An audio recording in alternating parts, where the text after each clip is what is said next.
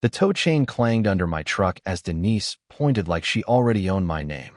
I was halfway under the rear axle when I heard her heels snapping across the pavement behind me. Fast and sharp, the kind of sound that always comes a second before trouble. My socket wrench was still warm in my hand.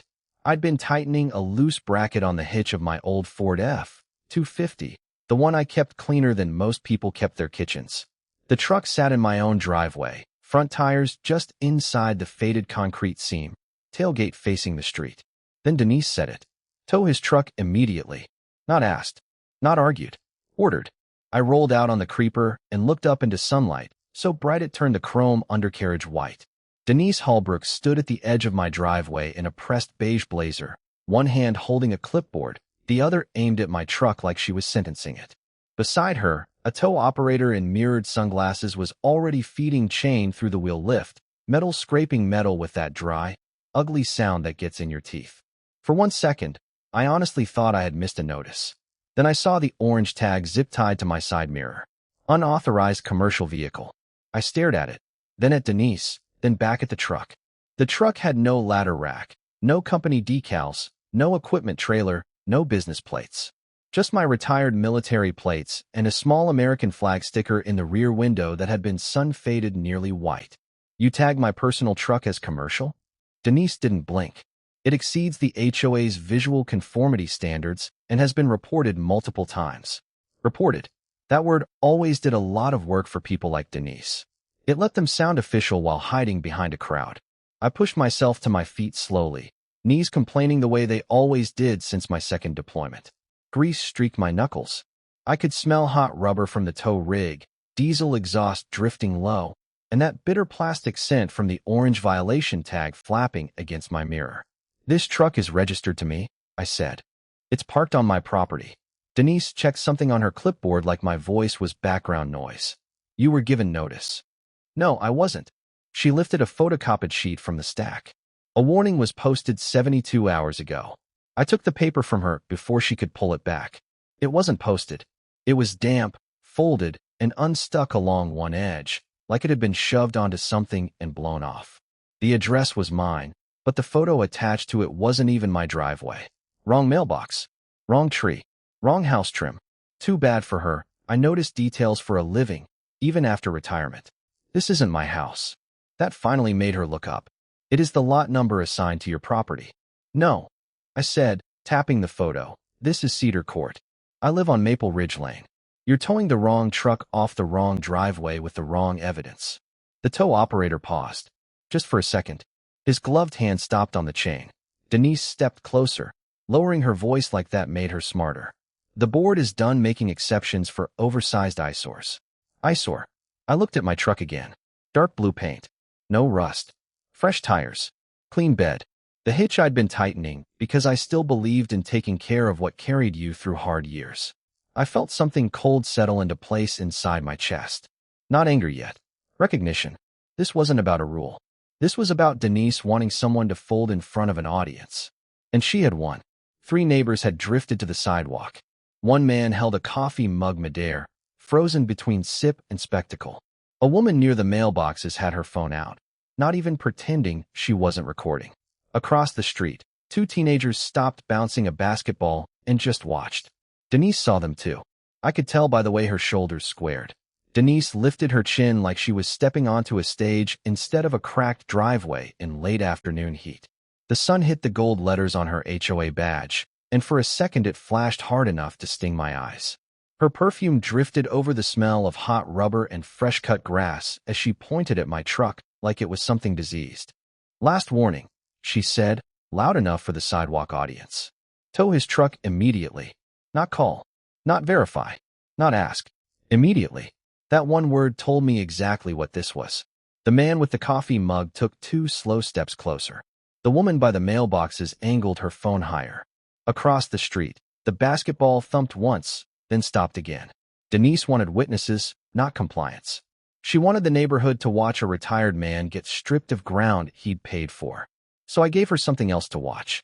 I reached into the cab, opened the glove box, and took out the folded county permit I'd kept there since the resurfacing crew came through 3 weeks earlier. The paper was already soft at the creases, smudged with a little grease from my hands. I held it out between two fingers. "You're standing in front of a marked utility access lane," I said. "Temporary parking authorization. Issued by the county. Good through Friday." Denise didn't even look at it. That was the first real mistake. Instead, she laughed. Sharp. Dry. Meant for the crowd. "You people always wave papers around when you know you're wrong. You people." The words landed heavier than they should have for something said so casually. Maybe only I heard the full weight in them. Maybe the woman recording did too, because her phone tilted and steadied like she didn't want to miss a syllable. I kept my voice level. "Take the paper." "No," Denise snapped. "I don't need your fake permit." Then she pulled out her own phone and hit a contact she clearly used often. No hesitation. No checking. Just anger with muscle memory. "Yes," she said into the speaker, pacing one step toward the curb. "I need a tow at Maple Ridge. Unauthorized commercial vehicle blocking community pavement. Send someone now." Commercial vehicle. My truck was a personal pickup, older than some of the homeowners watching us. It still had faded unit stickers under the rear glass from years ago, half peeled and ghosted into the tint. Denise knew exactly what she was doing. She was building a lie simple enough to move fast. That changed the shape of the fight. Up to that point, she was just trying to embarrass me. The second she called for a tow under false pretenses, she reached for my property. Real money. Real damage. A chain, a hook, a storage lot, fees stacked by the hour. It wasn't theater anymore. I stepped off the driveway and onto the edge of the access lane, putting my boots between her and the truck. "You do that," I said, "and the county hears about it before the wheels leave the curb." Denise turned so the neighbors could see her face. She wanted righteous. She wanted official. "Are you threatening me?" "No," I said. "I'm informing you." The coffee mug man lowered his cup at last. One of the teenagers let out a quiet "damn" before his friend elbowed him silent. The whole street had gone thin and tight, like a rope pulled too far.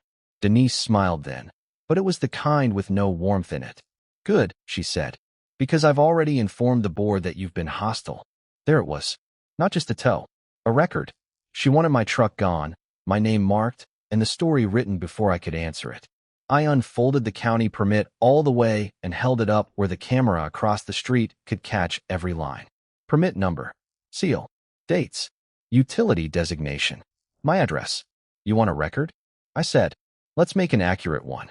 For the first time, Denise's eyes flicked to the paper. Just a flicker, but I saw it. The paper snapped once in the breeze coming off the cul-de-sac, and that was when the smell hit harder. Hot rubber, scorched insulation, and something underneath it that made the back of my throat tighten. Not barbecue. Not fresh asphalt. Electrical. I lowered the permit and looked past Denise Halbrook toward the green utility box set beside the common strip of grass near my driveway. It sat half-hidden behind a trimmed hedge and a bed of white stone the HOA loved because it looked clean in listing photos. A thin gray ribbon was slipping out from the vent seam on the side facing the sidewalk. Small. Easy to miss. Not if you knew what overheated equipment smelled like. Not if you'd spent enough years learning the difference between nuisance and danger. "I didn't park there to make your morning difficult," I said, keeping my voice level. "I parked there because that box is cooking."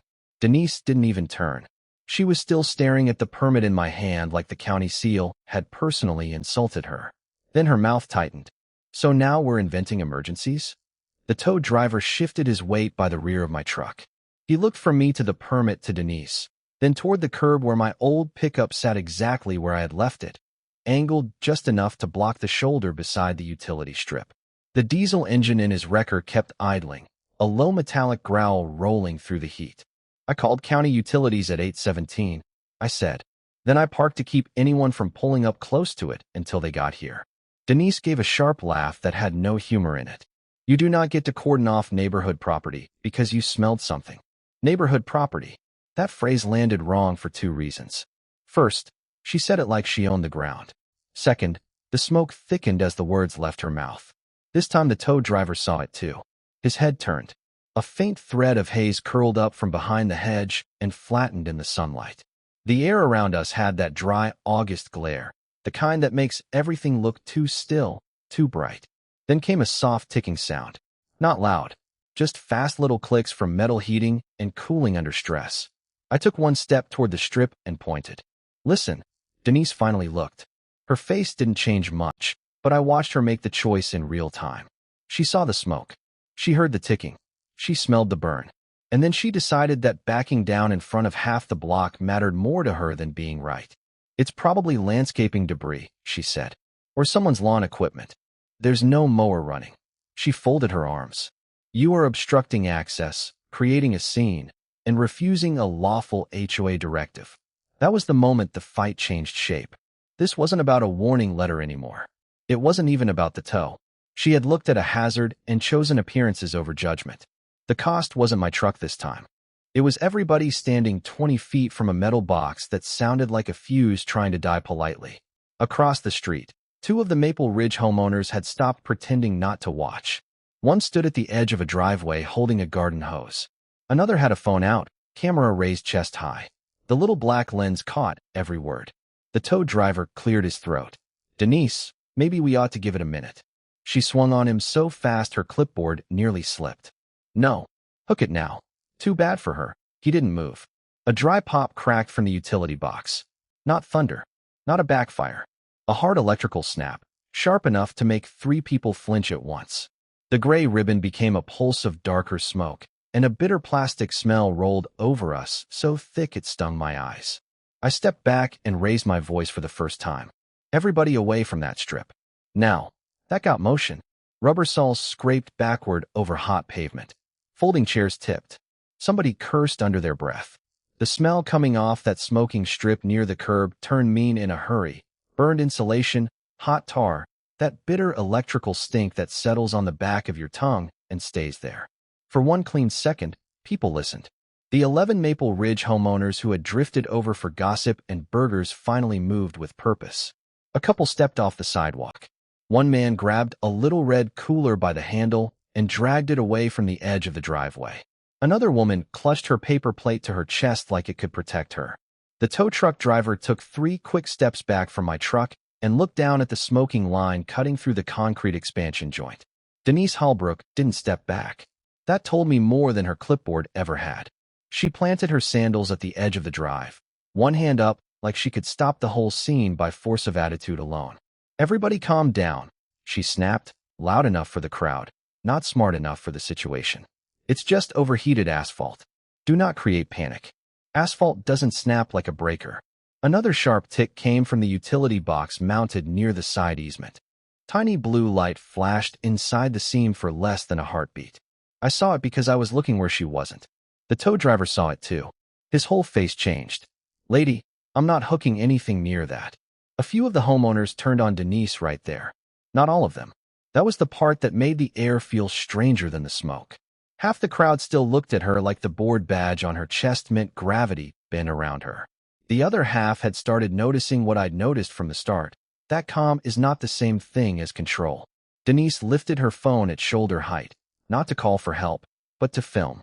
Everyone can see, she said, sweeping the camera toward my truck, toward me, toward the smoking concrete, that he has obstructed a common access lane and is now escalating this disturbance. That was the moment the argument stopped being private. I didn't raise my voice. I didn't need to. If you're recording, I said, keep recording the utility box. A man near the mail kiosk muttered, utility box? Like the thought had only just become real. Then he took out his own phone. Then another did. In less than 10 seconds, Denise had a crowd with cameras pointed in 2 different directions, and she hated losing the frame. She pivoted fast. Nobody called this in yet, she said. We need to avoid false reports. That landed badly, because the smoke was thicker now, crawling low and gray over the curb in ugly little breaths. And once people smell burning plastic, they stop trusting the loudest person in the circle. One of the homeowners, a tall guy in a faded golf shirt, ignored her and said, I'm calling 911. Denise wheeled on him so sharply her clipboard knocked against her hip. If you do that over nothing, the association can fine you for nuisance emergency response. That was reckless in a brand new way. Public. Recorded. Desperate. The golf shirt guy hesitated. So I made the decision for him. I pulled my phone from my back pocket, hit speaker, and gave the dispatcher the address, the smoking utility strip, and the active concern about underground electrical equipment near parked vehicles and residents. I kept my words short. Exact. Old habits. The dispatcher's voice came crisp and level through the speaker while everybody listened. Fire department is en route. Keep everyone clear of the area. Denise's face tightened so hard it looked polished. You had no authority to do that. I almost laughed at that, but the next sound killed it. Not a pop this time. A dull whomp under the concrete. Small but deep. Enough to make the ground answer through the soles of my boots. The second vibration rolled up through the slab like a fist under a door. Dust jumped along the hairline crack beside the folding chairs. A couple of the Maple Ridge homeowners stumbled back at the same time, the cheap aluminum legs of the chairs scraping and squealing across the concrete. The smell changed fast.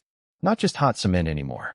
Now there was something sharper under it, chemical and bitter, like overheated insulation baking in a crawlspace. I didn't waste a second arguing. Everybody off the pad, I said, already moving. Now, take the chairs with you. Nobody stands on this concrete. I grabbed the nearest chair, flung it onto the grass, then pointed toward the curb. The old command voice came back without asking permission. Short, clear, meant to cut through panic before panic got ideas. Two of the homeowners froze for half a beat, then obeyed. The rest followed because movement is contagious when fear finally has a shape. One woman had been standing closest to the new pour, heels planted right near the seam where the crack had widened. I took her elbow and guided her back onto the lawn before she could protest. Another man reached for the refreshments table, like saving a tray of cookies mattered more than keeping his legs unbroken. I shoved the whole plastic table backward myself, cups toppling into the grass, lemonade bleeding into the dirt. Behind me, Denise Halbrook made a sound like I had slapped her. Do not touch HOA property, she snapped. And do not give orders at my meeting. I didn't even turn around. Then start helping, I said.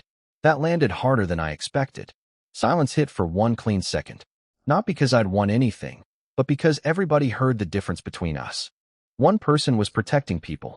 The other was protecting the meeting. Another sound came up from underneath us. Not loud. Worse than loud. A hollow, pressurized thud, followed by a faint hiss that seemed to leak out of the earth itself. That got the stragglers moving. Fast. I started counting without meaning to. 11 homeowners. I had seen them all at the start, spread around the chairs and refreshment table in little clumps of perfume, lawn clippings, and HOA confidence. Now I counted them again as they crossed onto the street. 11. Good. Nobody left behind. Then I looked toward my truck. Still sitting there at the edge of the fresh apron, rear tires dusty, tow strap hanging where the hook had been thrown down earlier in all the yelling. The same truck Denise had wanted dragged out like a public execution. The same truck now blocking the closest approach to the unstable section. That changed the problem. If the slab lifted or broke wrong, debris could kick toward the crowd. If there was gas under there, sparks and engines became a different conversation entirely. I pulled my keys out, then stopped with the metal cold in my palm. No, too risky blind. So I did the one thing Denise never understood. I chose caution over pride. I set the keys back in my pocket and moved farther down the curb, waving the homeowners another 20 feet away. Past the mailbox, I said. Keep going. Nobody comes back until the fire crew clears it. Denise strode after me, heels punching holes into the edge of the lawn. Her face was flushed now, not with embarrassment, but fury. You are making this look worse than it is. I turned then. Finally, a thin gray thread was sneaking out from the expansion joint in the new concrete. Not smoke exactly. Vapor maybe. Dust maybe. It curled low and ugly before the breeze tore it apart. Does that look better to you? I asked. Her jaw locked. You have interfered with board business, disrupted a scheduled community meeting, and refused a lawful tow. I'm documenting every bit of this. Document it from back there. That was when she made her choice. Instead of stepping away, instead of helping keep people clear, Denise raised her phone and started filming me like I was the emergency. The first thing I heard was the siren bouncing off the stucco walls at the end of the cul-de-sac, sharp and rising, then dropping into that heavy diesel growl every firefighter knows before the engine even turns the corner. Red light flashed across Denise's phone screen, across the drifting ribbon of black smoke, across the chrome edge of my truck mirror, still hanging half over that soft patch of asphalt. Every head in Maple Ridge turned at once.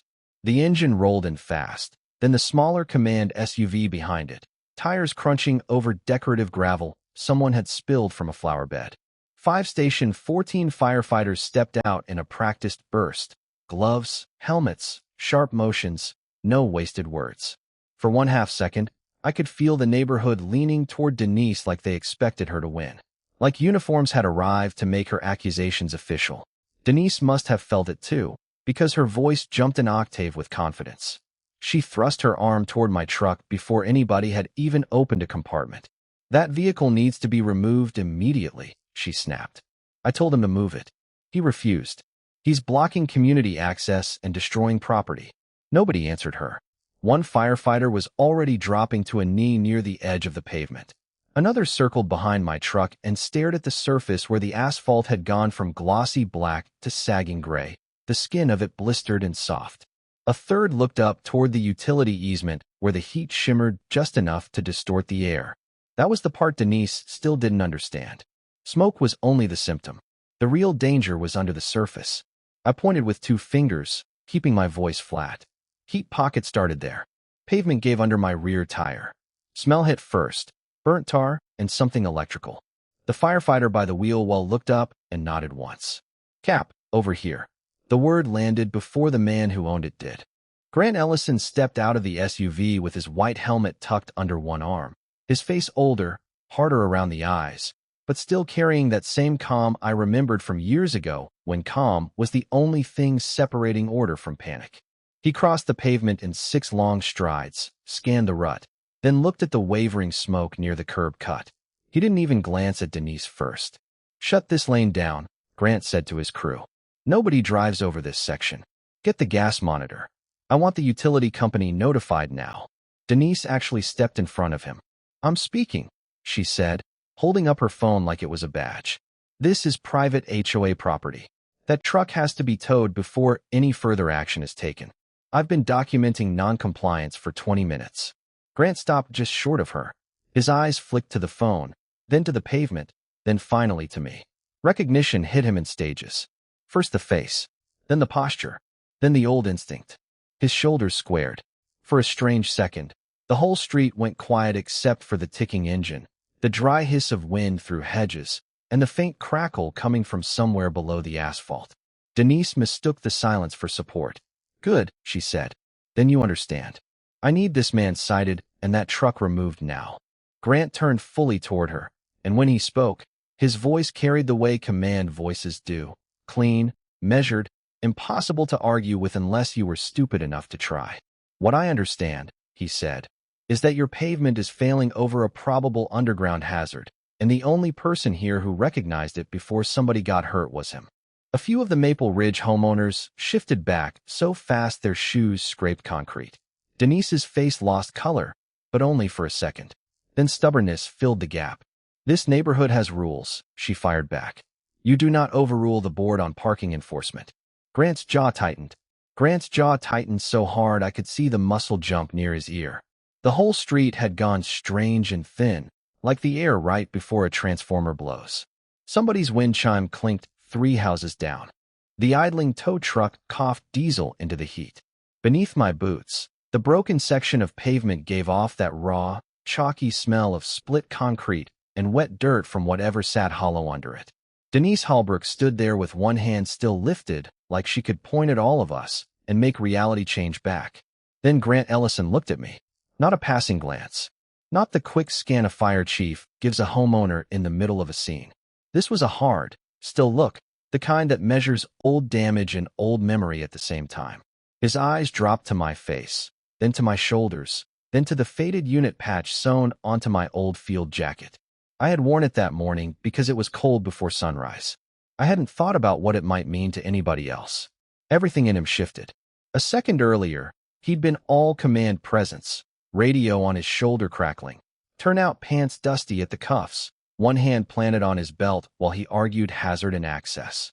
Then his spine went straighter. His chin came in. The edge in his face changed into something quieter, sharper, older. He took one slow step toward me. The Station 14 firefighters noticed before anyone else did.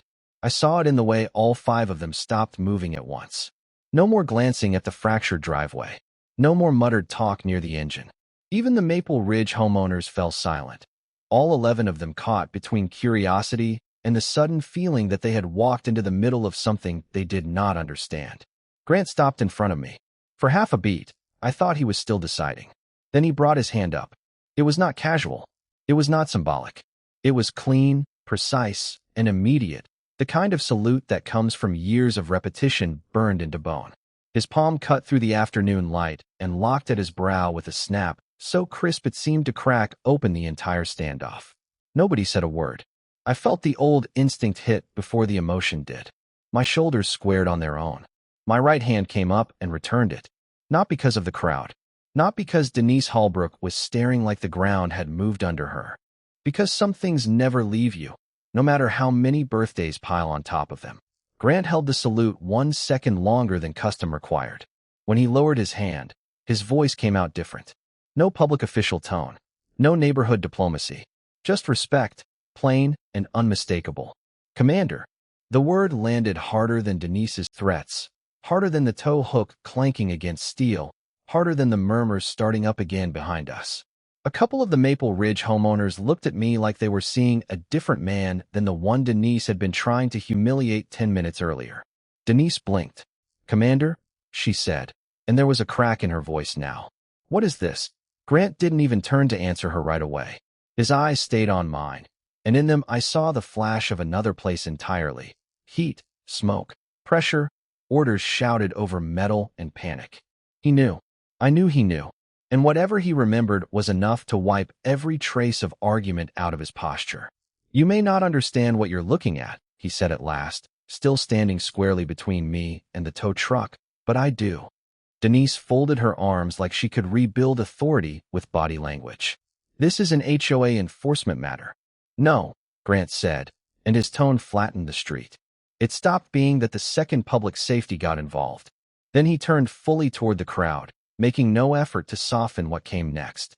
I know this man. I served under this man. The words hit the street like a dropped wrench.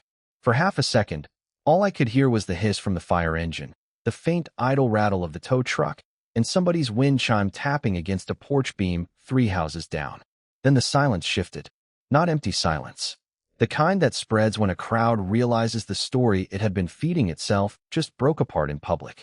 Grant Ellison stepped away from the curb and came straight toward me. I saw Denise Halbrook's face tighten before anyone else moved. She was still clutching that clipboard against her chest like it meant something. The orange violation sheet was tucked under her arm, corners bent from how hard she'd been gripping it. The same paper she'd waved in my face like a badge. The same paper she'd used to try and erase 20 years of work, caution, and basic common sense because she wanted a truck gone before lunch. Grant stopped an arm's length in front of me. Then he stood straighter, boot heels planted, chin level, shoulders squared, and in the middle of Maple Ridge, with 11 homeowners staring from driveways and porches, and the 5-station 14 firefighters standing silent behind him, Grant Ellison raised his hand in a clean, formal salute. It wasn't casual. It wasn't symbolic. It was exact. The gesture hit harder than shouting ever could. A few people actually gasped. One of the homeowners let out a quiet, stunned, "Oh my God," like she'd just watched somebody yank the mask off a liar in church. Grant held the salute for 1 beat, then dropped it and said, clear enough for everybody to hear, "I served under Owen Mercer." If he told you that truck couldn't be moved yet, then the smart move was to listen. Denise gave a sharp laugh, but there was no air behind it. This is ridiculous. Military history has nothing to do with HOA compliance. Grant turned on her so fast the rest of the sentence died in her throat. It has everything to do with judgment, he said. And judgment is what kept your little enforcement stunt from becoming a bigger emergency. The crowd leaned in without meaning to. You could feel it. Porch shoes scraping concrete. A screen door creaking open. Somebody lowering a phone that had been recording because now they wanted to hear every word. Grant pointed past Denise toward my truck and the fresh patch of softened pavement near the utility cut. The ground under that rear section is compromised, he said. The weight shift from a forced tow could have cracked the edge, collapsed the trench line, or snapped the temporary gas marking clearance. Best case, property damage. Worst case, a ruptured line and an evacuation. That landed. Not in theory. In people's faces. I watched the message travel house to house as it sank in. The smell of hot asphalt was still hanging in the air, sweet, and chemical, and suddenly everybody understood why I had refused to move on her timeline. Why I had blocked the tow. Why I had stood there and taken her insults while she performed authority for an audience. Denise tried to recover. You're exaggerating to protect him. Grant didn't even blink. No, I'm documenting that he recognized a hazard before you did. Then he looked at the homeowners. Not me, not her. Owen Mercer prevented my crew from having to respond to a situation that never should have been pushed this far. He was right. Your board enforcer was wrong. There it was. Not a debate.